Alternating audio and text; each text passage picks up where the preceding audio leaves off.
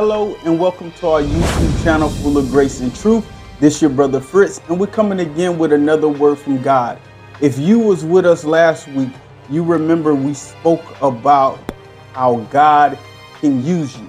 Now this week we're going to be talking about how God can use you in the midst of you being persecuted.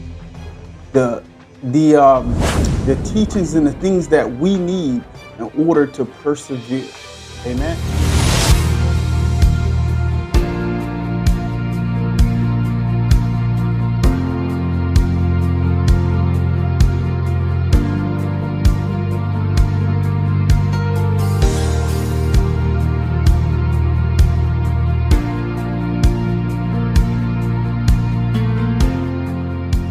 Dear Heavenly Father, Lord Jesus, we just want to say thank you for your studying.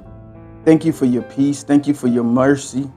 Thank you for giving us an opportunity to come to you again in your word, oh God. Thank you for allowing me to decrease as you increase, and allow your Holy Spirit to teach us and to guide us in your word. In Jesus' precious name, let the words of my mouth and the meditation of my heart be acceptable in thy sight. Oh Lord, you're my strength and my redeemer. In Jesus' precious name we pray. So, amen. We're going to be looking at Timothy, 2 Timothy, chapter 3, verse 12. And I want to build up to this. And what I want to talk about in this passage here is how Paul spoke to Timothy and he wrote these letters. Timothy was a young man in Christ who was with Paul as he went through different things and allowed him to grow and teach him. He was basically a mentor to him. And I believe us, especially myself, is important to have a mentor in your life. Several pastors, teachers, people who are powerful in the word of God, who can pray for you, who have blessed marriages so they can teach you what you need to do in your own marriage, or give you some guidance along with the scriptures and along with the teachings of what Christ has for us.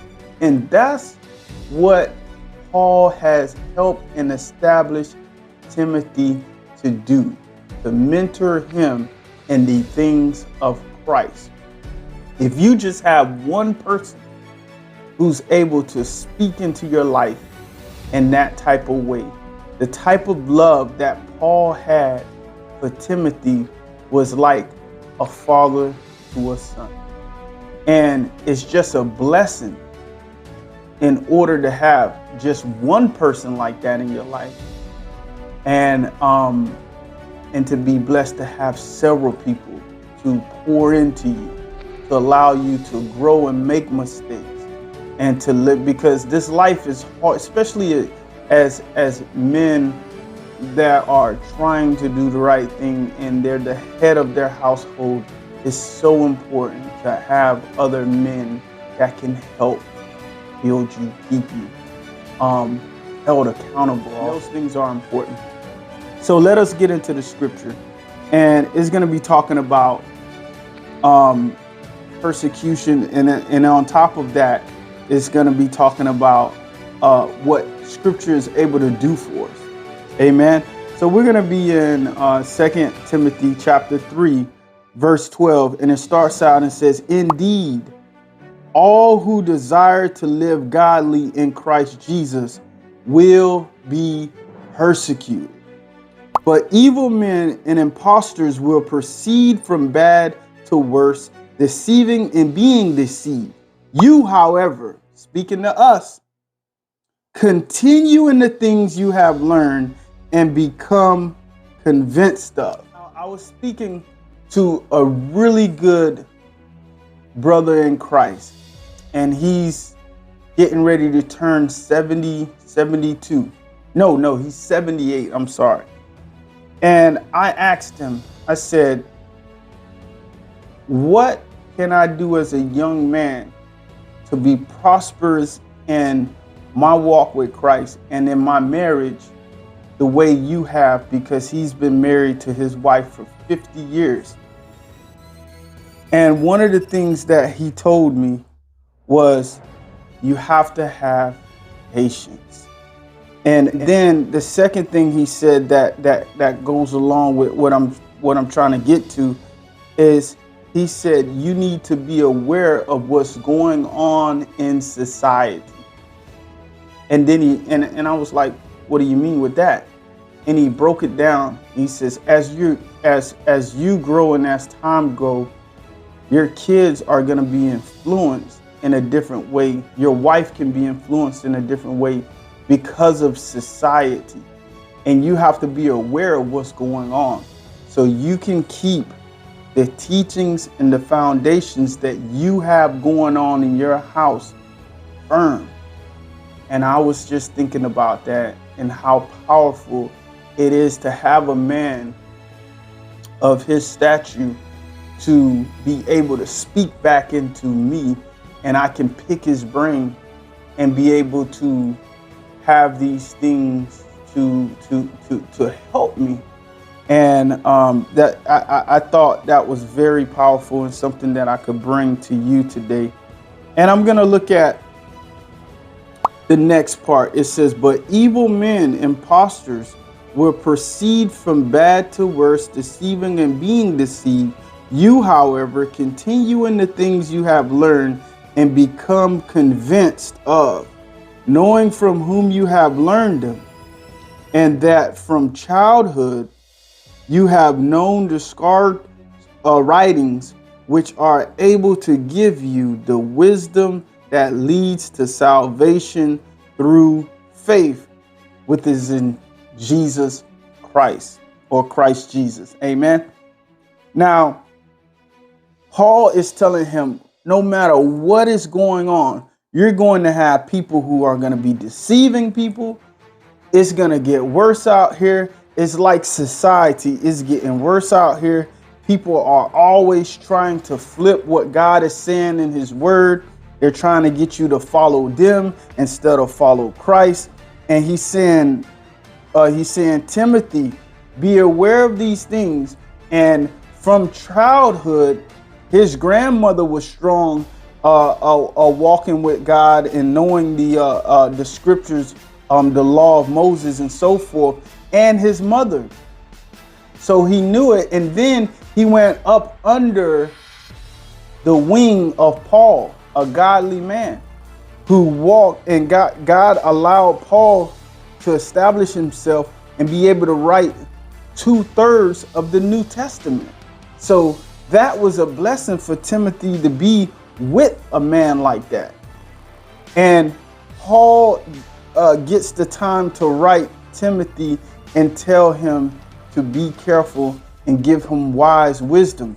That's why I love the book of Timothy, because I'm still a young man. I'm still growing. I'm still learning, teaching, leading, guiding, and so forth. So it's so important for me as a young man to look into these scriptures and to take heed to what Paul is saying to Timothy that relates to me, how God has poured into Paul so he can pour into us through the Holy Scriptures.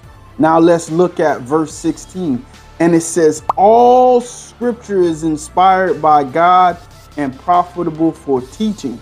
So we can teach our families, we can teach ourselves what the scripture says, and it helps us. If you done the study with me last week, you can hit this link right here and it'll take you to God can use you. And in that study from last week, we spoke about how God used Ezra and how he used them. Ezra studied the word of God, then he practiced the word of God, then he taught the word of God. So that is so important. And I wanted to tie that in with this right here, because it's telling us through the scriptures that it's profitable for teaching, for reproof, for correction, for training in righteousness, so that the man of God may be adequate or equipped for every good work. So those things are so important that we can use in any situation God's word to help us in our walk with Christ. Now, I'm going to go back because I did read it a slightly fast. And I want to draw out each piece here. Let's look. Verse 17. So that the man of God may be adequate. So God will not leave you without the tools that you need. And us, by studying the Word of God, practicing the Word of God, we're able to teach the Word of God to our family members, our friends, strangers, those who need to know about Christ. We're able to do those things, and we will be adequate. We will be equipped because we're following His teachings. We're practicing what we preach and not just preaching and running our mouths and not trying to live a righteous life. All scriptures is inspired, breathed out, is inspired by God, is God's breath, literally, and profitable for teaching, to reproof. Sometimes we need to be corrected. And through the scriptures, there's been times I've read the Bible and it just hit me right in the heart and be like, wow, yeah, I remember I did this on this day or whatever, or and the Spirit speak to me through the scriptures and like, hey, you have to change your way from that point. And I was convicted and I had to ask for forgiveness. But one of the things it says in Second John verse 1 and 9, it says, if we confess our sins, He is faithful and just to forgive us our sins and to cleanse us from all unrighteousness. So that's what we want to be able to do, to focus on being righteous.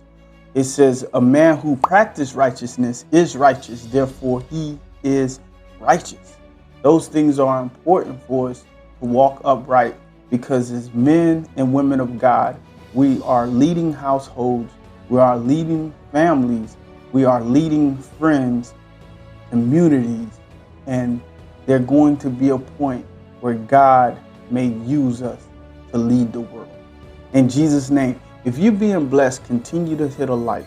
Come with me next week so we can look into the scriptures and continue to build on the foundation of Christ Jesus. You be blessed. You already know what it is. Blessings.